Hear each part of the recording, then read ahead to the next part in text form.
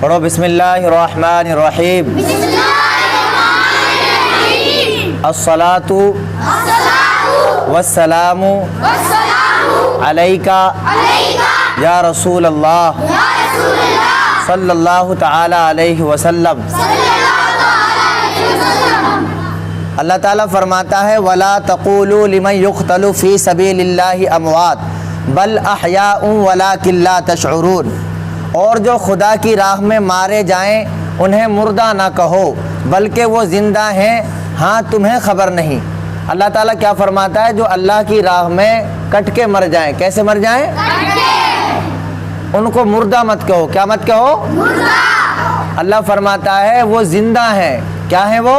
زندہ ہیں۔ کون لوگ زندہ ہیں؟ جو اللہ کی راہ میں شہید ہو گئے۔ کیا ہو گئے؟ شہید ہو گئے۔ وہ زندہ ہیں وَلَٰكِن لَا تَشْعُرُونَ، لیکن تم نہیں جانتے وہ کیسے زندہ ہیں۔ کون نہیں جانتا؟ ہم نہیں جانتے۔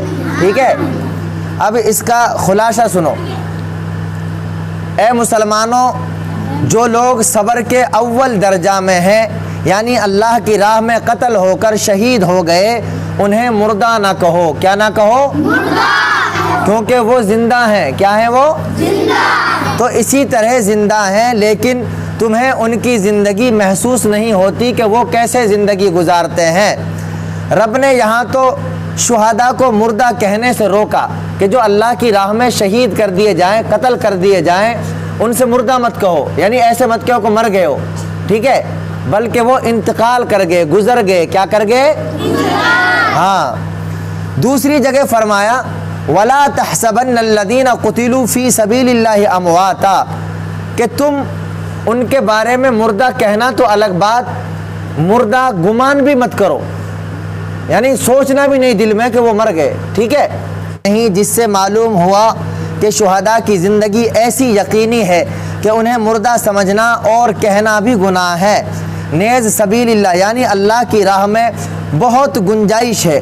جو دین سے رکاوٹ دور کرنے کے لیے مارا جائے وہ شہید فی سبیل اللہ ہے، یعنی اللہ کی راہ میں وہ شہید ہو گیا جو دین اسلام کی وجہ سے کہیں لڑ رہا ہو اور مر گیا ہو۔ ٹھیک ہے، سمجھ میں آ رہا ہے؟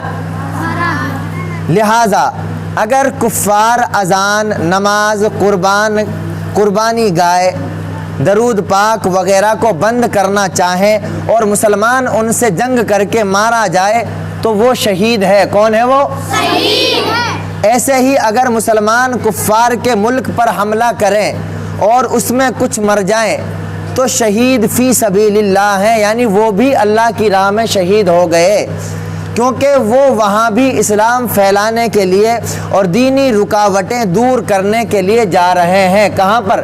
جہاں لوگوں سے لڑائی ہو رہی تھی۔ مرزائیوں کا عقیدہ ہے کہ اب جہاد منسوخ ہو چکا، اور جب جاری تھا تب بھی حملہ کفار کو دفع کرنے کے لیے تھا، نہ کہ ان پر حملہ کرنے کے طریقے پر، مگر یہ محض غلط ہے۔ نہ تو اب جہاد منسوخ ہوا ہے اور نہ قیامت تک منسوخ ہوگا۔ نیز سوائے جنگ احد اور خندق کے باقی تمام غزوات میں صحابہ کرام ہی نے کفار پر حملہ کیا۔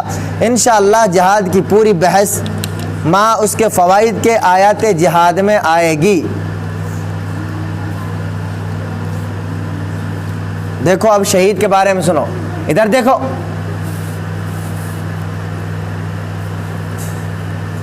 یہاں دیکھتے رہو، سنتے رہو غور سے، ادھر کیا پڑھایا جا رہا۔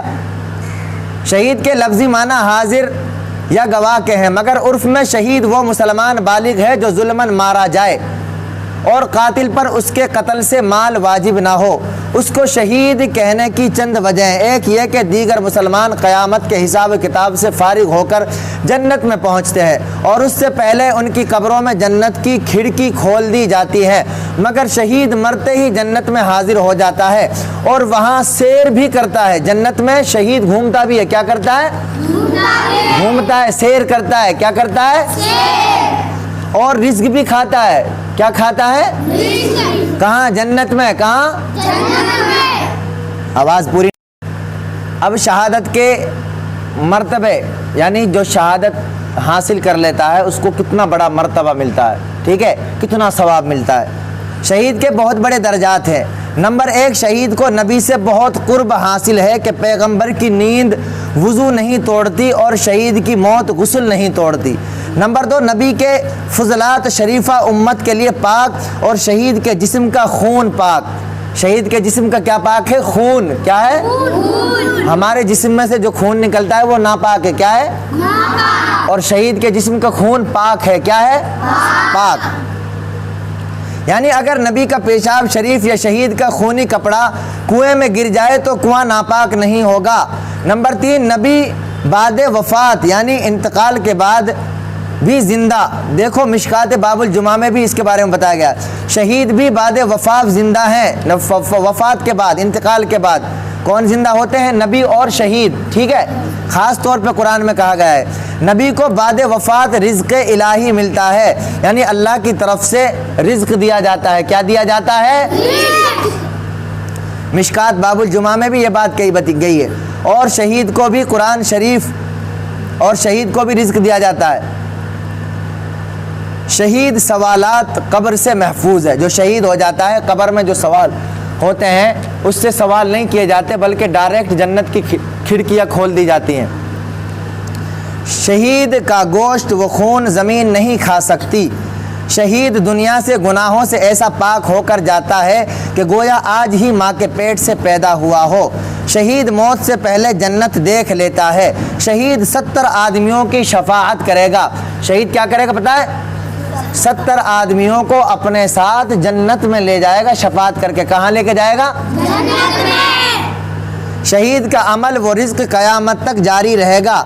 شہید قیامت کے دن گھبراہٹ سے محفوظ رہے گا، بلکہ تیاری جہاد کرنے والے کی ایک نماز 500 کے برابر اور ایک درم کی خیرات 700 کے برابر ہے۔ اس انسان کی جو ابھی تیاری کر رہا ہے اسلام کے خاطر جنگ کرنے کی۔ غرض کے شہید کے بہت مراتب ہیں، جیسے فوجی سپاہی سلطان کو پیارا کہ وہ اپنی جان سے سلطنت کی حفاظت کرتا ہے، ایسے ہی غازی و شہید رب کو پیارا ہے کہ اس نے اپنے خون سے دین الہی کی حفاظت کی ہے۔ جیسے ظاہری بادشاہوں کے مختلف محکمہ ہیں اور ہر محکمہ کے نام وہ کام بلکہ وردی وغیرہ علیحدہ علیحدہ ہیں، ایسے ہی سلطنت مصطفی کے بہت سے محکمے ہیں، علماء، اولیاء، غازی، شہید وغیرہ۔ پھر علماء کے محکمہ کی بہت سی شاخیں ہیں، فقہاء، محدثین، مجتہدین، مفسرین وغیرہ۔ محکمہ ولایت کی بہت سی قسمیں ہیں، غوث، کتب، ابدال وغیرہ۔ غازیوں اور شہیدوں کا بھی یوں ہی ایک مستقل محکمہ ہے۔